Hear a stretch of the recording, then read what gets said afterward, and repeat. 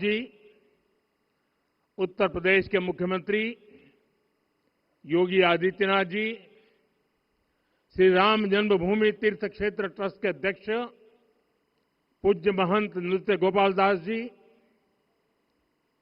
पूज्य संत समाज,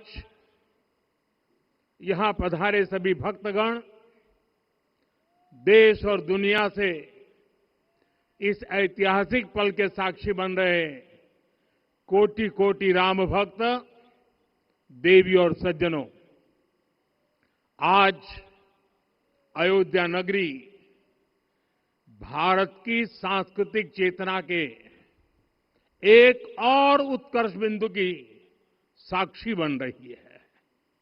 आज संपूर्ण भारत, संपूर्ण विश्व राममय है।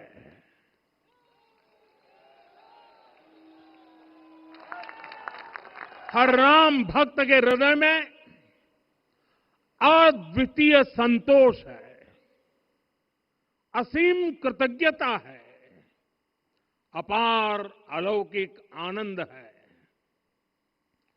सदियों के घाव भर रहे हैं, सदियों की वेदना आज विराम पा रही है। सदियों का संकल्प आज सिद्धि को प्राप्त हो रहा है। आज उस यज्ञ की पूर्णाहुति है जिसकी अग्नि 500 वर्ष तक प्रज्वलित रही। जो यज्ञ एक पल भी आस्था से डिगा नहीं, एक पल भी विश्वास से टूटा नहीं। आज भगवान श्री राम के गर्भगृह की अनंत ऊर्जा, श्री राम परिवार का दिव्य प्रताप इस धर्म ध्वजा के रूप में इस दिव्यतम भव्यतम मंदिर में प्रतिष्ठापित हुआ है। और साथियों, ये धर्म ध्वजा केवल एक ध्वजा नहीं, ये भारतीय सभ्यता के पुनर्जागरण का ध्वज है। इसका भगवा रंग, इस पर रचित सूर्य वंश की ख्याति, वर्णित ओम शब्द और अंकित कोविदार वृक्ष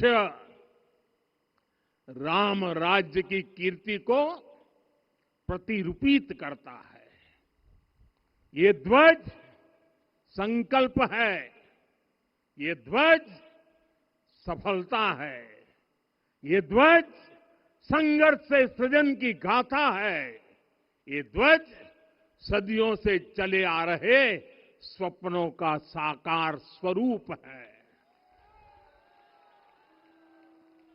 ये ध्वज संतों की साधना और समाज की सहभागिता की सार्थक परिणति है। साथियों, आने वाली सदियों और सहस्त्र शताब्दियों तक ये धर्म ध्वज प्रभु राम के आदर्शों और सिद्धांतों का उद्घोष करेगा। ये धर्म ध्वज आह्वान करेगा, सत्यमेव जयते नानृतम, यानी जीत सत्य की ही होती है, असत्य की नहीं। ये धर्म ध्वज उद्घोष करेगा, सत्यम एक पदम ब्रह्म सत्य धर्म प्रतिष्ठित, अर्थात सत्य ही ब्रह्म का स्वरूप है, सत्य में ही धर्म स्थापित है। ये धर्म ध्वज प्रेरणा बनेगा प्राण जाए पर वचन न जाही। अर्थात जो कहा जाए वही किया जाए। ये धर्म ध्वज संदेश देगा, कर्म प्रधान विश्व रची राखा। अर्थात विश्व में कर्म और कर्तव्य की प्रधानता हो, ये धर्म ध्वज कामना करेगा। बैर न विग्रह आस न त्रासा, सुखमय ताही सदा सब आशा।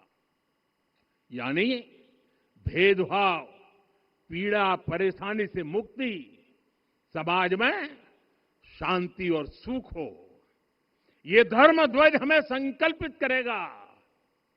नहीं दरिद्र को दुखी न दीना, यानी हम ऐसा समाज बनाएं जहां गरीबी न हो, कोई दुखी या लाचार न हो। साथियों, हमारे ग्रंथों में कहा गया है, आरोपितम ध्वजम दृष्ट्वा ये अभिनंदनित धार्मिका ते अपि सर्वे प्रमुच्यते महापातक कोटि भी। यानी जो लोग किसी कारण मंदिर नहीं आ पाते और दूर से मंदिर के ध्वज को प्रणाम कर लेते हैं, उन्हें भी उतना ही पुण्य मिल जाता है। साथियों, ये धर्म ध्वज भी इस मंदिर के ध्येय का प्रतीक है। ये ध्वज दूर से ही रामलला की जन्मभूमि के दर्शन कराएगा और युगों युगों तक प्रभु श्री राम के आदेशों और प्रेरणाओं को मानव मात्र तक पहुंचाएगा। साथियों, मैं संपूर्ण विश्व के करोड़ों राम भक्तों को इस अविस्मरणीय क्षण की, इस अद्वितीय अवसर की हार्दिक शुभकामनाएं देता हूं। मैं आज उन सभी भक्तों को भी प्रणाम करता हूं, हर उस दानवीर का भी आभार व्यक्त करता हूं जिसने राम मंदिर निर्माण के लिए अपना सहयोग दिया। मैं राम मंदिर के निर्माण से जुड़े हर श्रमवीर, हर कारीगर, हर योजनाकार, हर वास्तुकार, सभी का अभिनंदन करता हूं। साथियों, अयोध्या वह भूमि है जहां आदर्श आचरण में बदलते हैं। यही वह नगरी है जहां श्री श्री राम ने अपना जीवन पथ शुरू किया था। इसी अयोध्या ने संसार को बताया कि एक व्यक्ति कैसे समाज की शक्ति से, उसके संस्कारों से पुरुषोत्तम बनता है। जब श्री राम अयोध्या से वनवास को गए तो वे युवराज राम थे, लेकिन जब लौटे तो मर्यादा पुरुषोत्तम बनकर के आए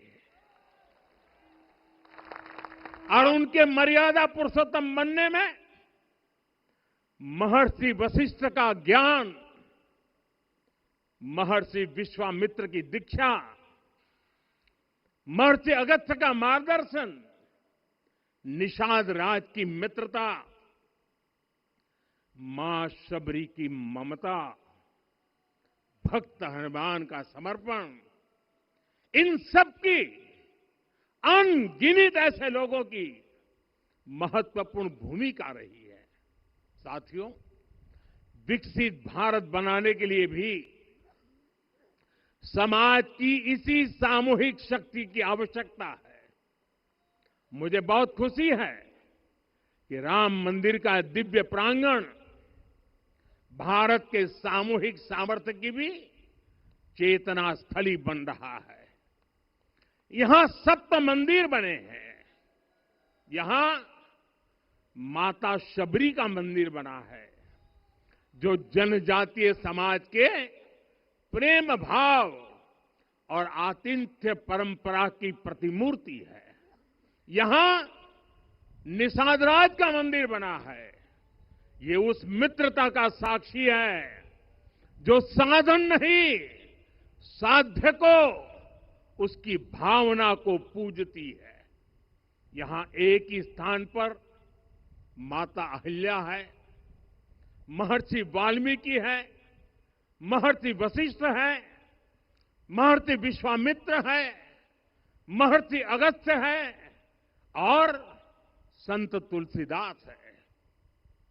रामलला के साथ साथ इन सभी ऋषियों के दर्शन भी यहीं पर होते हैं। यहां जटायु जी और गिलहरी की मूर्तियां भी हैं, जो बड़े संकल्पों की सिद्धि के लिए हर छोटे से छोटे प्रयास के महत्व को दिखाती है। मैं आज हर देशवासी से कहूंगा कि वो जब भी राम मंदिर आए तो सप्त मंदिर के दर्शन भी अवश्य करें। ये मंदिर हमारी आस्था के साथ साथ मित्रता, कर्तव्य और सामाजिक सद्भाव के मूल्यों को भी शक्ति देते हैं। साथियों, हम सब जानते हैं हमारे राम भेद से नहीं, भाव से जुड़ते हैं। उनके लिए व्यक्ति का कुल नहीं, उसकी भक्ति महत्वपूर्ण है। उन्हें वंश नहीं, मूल्य प्रिय है। उन्हें शक्ति नहीं, सहयोग महान लगता है। आज हम भी उसी भावना से आगे बढ़ रहे हैं। पिछले 11 वर्षों में महिला, दलित, पिछड़े, अति पिछड़े, आदिवासी, वंचित, किसान, श्रमिक, युवा, हर वर्ग को विकास के केंद्र में रखा गया है। जब देश का हर व्यक्ति, हर वर्ग, हर क्षेत्र सशक्त होगा, तब संकल्प की सिद्धि में सबका प्रयास लगेगा और सबके प्रयास से ही 2047 जब देश आजादी के 100 साल मनाएगा, हमें 2047 तक विकसित भारत का निर्माण करना ही होगा। साथियों, रामलला की प्राण प्रतिष्ठा के ऐतिहासिक अवसर पर मैंने राम से राष्ट्र के संकल्प की चर्चा की थी। मैंने कहा था कि हमें आने वाले 1000 वर्षों के लिए भारत की नींव मजबूत करनी है। हमें याद रखना है, जो सिर्फ वर्तमान का सोचते हैं वो आने वाली पीढ़ियों के साथ अन्याय करते हैं। हमें वर्तमान के साथ साथ भावी पीढ़ियों के बारे में भी सोचना है, क्योंकि हम जब नहीं थे ये देश तब भी था, जब हम नहीं रहेंगे ये देश तब भी रहेगा। हम एक जीवंत समाज है, हमें दूरदृष्टि के साथ ही काम करना होगा। हमें आने वाले दशकों, आने वाली सदियों को ध्यान में रखना ही होगा। और साथियों, इसके लिए भी हमें प्रभु राम से सीखना होगा। हमें उनके व्यक्तित्व को समझना होगा। हमें उनके व्यवहार को आत्मसात करना होगा। हमें याद रखना होगा, राम यानी आदर्श, राम यानी मर्यादा, राम यानी जीवन का सर्वोच्च चरित्र, राम यानी सत्य और पराक्रम का संगम। दिव्य गुणे शक्र समो राम सत्य पराक्रम। राम यानी धर्म पथ पर चलने वाला व्यक्तित्व। राम सत्पुरुषो लोके सत्य सत्यपरायण। राम यानी जनता के सुख को सर्वोपरि रखना। प्रजा सुखत्वे चंद्रस्य। राम यानी धर्म और क्षमा का दरिया। वसुधाया क्षमा गुणे है। राम यानी ज्ञान और विवेक की पराकाष्ठा। बुद्धया बृहस्पति तुल्य। राम यानी कोमलता में दृढ़ता। मृदु पूर्वज भाषते। राम यानी कृतज्ञता का सर्वोच्च उदाहरण। कदाचन नोपकारेण कृति नैकेन तुष्यति। राम यानी श्रेष्ठ संगति का चयन। शीला वृद्धे ज्ञान वृद्धे वयोवृद्धे च सज्जनै। राम यानी विनम्रता में महाबल। वीर्यवान च वीर्यण महता स्वेन विस्मित। राम यानी सत्य का अडिग संकल्प। न च अनुत्र कथो विद्वान। राम यानी जागरूक अनुशासित और निष्कपट मन। निस्तिंद्र अपम्रत च स्वदोष परदोषवित। साथियों, राम सिर्फ एक व्यक्ति नहीं, राम एक मूल्य है, एक मर्यादा है, एक दिशा है। अगर भारत को साल 2047 तक विकसित बनाना है, अगर समाज को सामर्थ्यवान बनाना है, तो हमें अपने भीतर राम को जगाना होगा।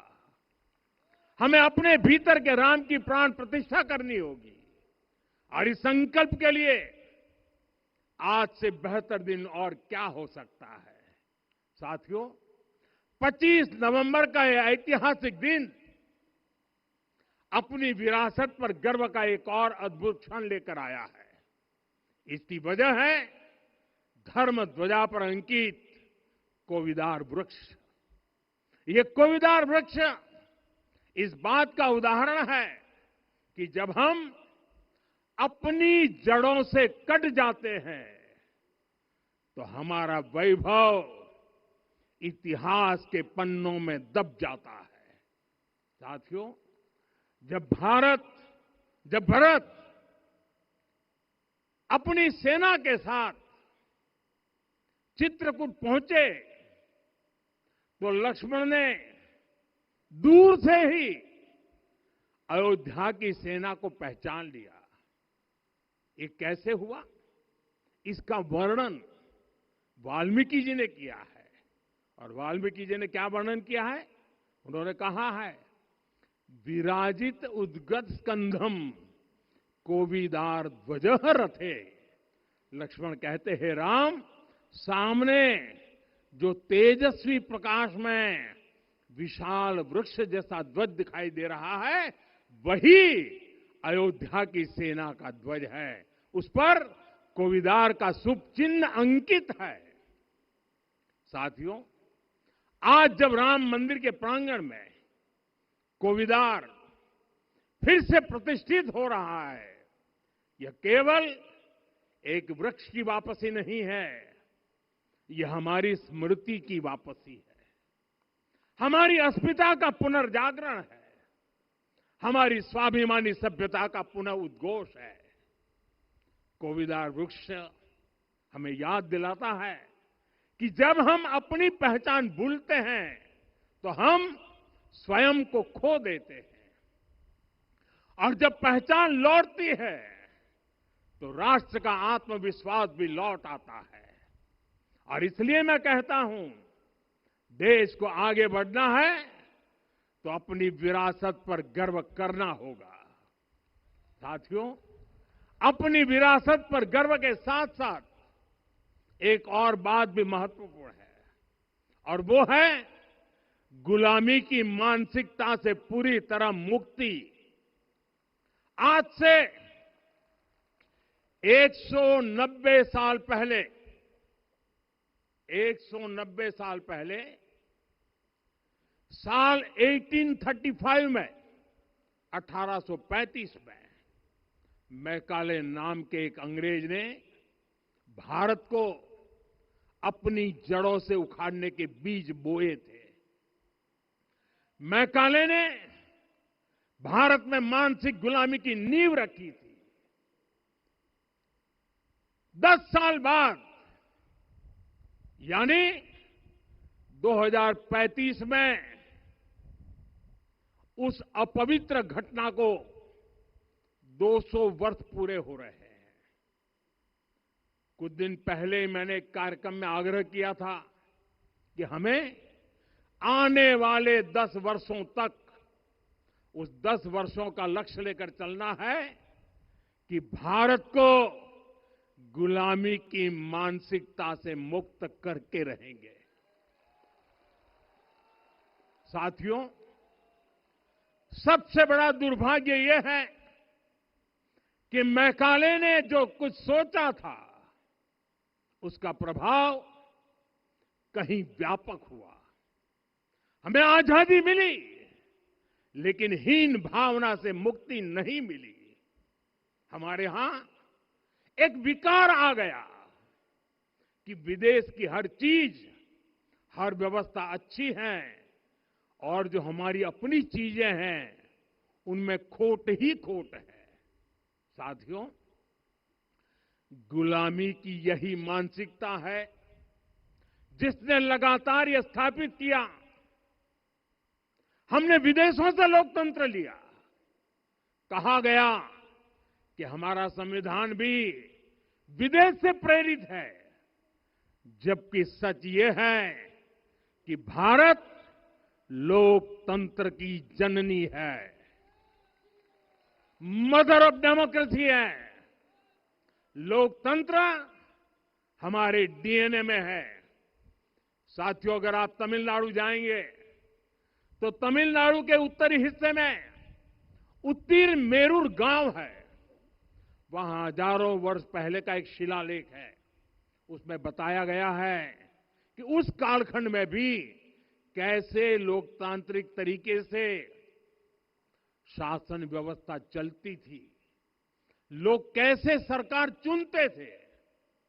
लेकिन हमारे यहां तो मैग्ना कार्टा की प्रशंसा का ही चलन रहा। हमारे यहां भगवान बसवन्ना, उनके अनुभव मंटपा की जानकारी भी सीमित रखी गई। अनुभव मंटपा यानी जहां सामाजिक, धार्मिक और आर्थिक विषयों पर सार्वजनिक बहस होती थी, जहां सामूहिक सहमति से निर्णय लिए जाते थे। लेकिन गुलामी की मानसिकता के कारण इस भारत की कितनी ही पीढ़ियों को इस जानकारी से भी वंचित रखा गया। साथियों, हमारी व्यवस्था के हर कोने में गुलामी की इस मानसिकता ने डेरा डाला हुआ था। अब याद करिए, भारतीय नौसेना का ध्वज सदियों तक उस ध्वज पर ऐसे प्रतीक बने रहे जिनका हमारी सभ्यता, हमारी शक्ति, हमारी विरासत से कोई संबंध नहीं था। अब हमने नौसेना के ध्वज से गुलामी के हर प्रतीक को हटाया है। हमने छत्रपति शिवाजी महाराज की विरासत को स्थापित किया है। और ये सिर्फ एक डिजाइन में बदलाव नहीं हुआ, ये मानसिकता बदलने का क्षण था। ये वो घोषणा थी कि भारत अब अपनी शक्ति अपने प्रतीकों से परिभाषित करेगा, न कि किसी और की विरासत से। और साथियों, यही परिवर्तन आज अयोध्या में भी दिख रहा है। साथियों, ये गुलामी की मानसिकता ही है जिसने इतने वर्षों तक रामत्व को नकारा है। भगवान राम अपने आप में एक वैल्यू सिस्टम है। ओरछा के राजा राम से लेकर रामेश्वरम के भक्त राम तक और शबरी के प्रभु राम से लेकर मिथिला के पाहुन राम जी तक भारत के हर घर में, हर भारतीय के मन में और भारतवर्ष के हर कण कण में राम है। लेकिन गुलामी की मानसिकता इतनी हावी हो गई कि प्रभु राम को भी काल्पनिक घोषित किया जाने लगा। साथियों, अगर हम ठान ले अगले 10 साल में मानसिक गुलामी से पूरी तरह मुक्ति पा लेंगे और तब जाकर के ऐसी ज्वाला प्रज्वलित होगी, ऐसा आत्मविश्वास बढ़ेगा कि 2047 तक विकसित भारत का सपना पूरा होने से भारत को कोई रोक नहीं पाएगा। आने वाले 1000 वर्ष के लिए भारत की नींव तभी सशक्त होगी जब मैकाले की गुलामी के प्रोजेक्ट को हम अगले 10 साल में पूरी तरह ध्वस्त करके दिखा देंगे। साथियों, अयोध्या धाम में रामलला का मंदिर परिसर भव्य से भव्यतम हो रहा है और साथ ही अयोध्या को संवारने का काम लगातार जारी है। आज अयोध्या फिर से वह नगरी बन रही है जो दुनिया के लिए उदाहरण बनेगी। त्रेता युग की अयोध्या ने मानवता को नीति दी। 21वीं सदी की अयोध्या मानवता को विकास का नया मॉडल दे रही है। तब अयोध्या मर्यादा का केंद्र थी, अब अयोध्या विकसित भारत का मेरुदंड बनकर उभर रही है। साथियों, भविष्य की अयोध्या में पौराणिकता और नूतनता का संगम होगा। सरयू जी की अमृत धारा और विकास की धारा एक साथ बहेगी। यहां आध्यात्म और आर्टिफिशियल इंटेलिजेंस दोनों का तालमेल दिखेगा। राम पथ, भक्ति पथ और जन्मभूमि पथ से नई अयोध्या के दर्शन होते हैं। अयोध्या में भव्य एयरपोर्ट है। अयोध्या में आज शानदार रेलवे स्टेशन है। वंदे भारत और अमृत भारत एक्सप्रेस जैसी ट्रेनें अयोध्या को बाकी देश से जोड़ रही हैं। अयोध्या वासियों को सुविधाएं मिले, उनके जीवन में समृद्धि आए, इसके लिए निरंतर काम चल रहा है। साथियों, जब से प्राण प्रतिष्ठा हुई है तब से लेकर आज तक करीब करीब 45 करोड़ श्रद्धालु यहां दर्शन के लिए आ चुके हैं। ये वो पवित्र भूमि है जहां 45 करोड़ लोगों के चरण रज पड़े हैं और इससे अयोध्या और आसपास के लोगों की आय में आर्थिक परिवर्तन आया है, वृद्धि हुई है। कभी अयोध्या विकास के पैमानों में बहुत पीछे थी, आज अयोध्या नगरी यूपी के अग्रणी शहरों में से एक बन रही है। साथियों, 21वीं सदी का आने वाला समय बहुत महत्वपूर्ण है। आजादी के बाद के 70 साल में भारत विश्व की 11वीं सबसे बड़ी अर्थव्यवस्था बना। 70 साल में 11वीं। लेकिन पिछले 11 साल में ही भारत विश्व की 5वीं सबसे बड़ी अर्थव्यवस्था बन चुका है। और वो दिन दूर नहीं जब भारत विश्व की 3री सबसे बड़ी अर्थव्यवस्था भी बन जाएगा।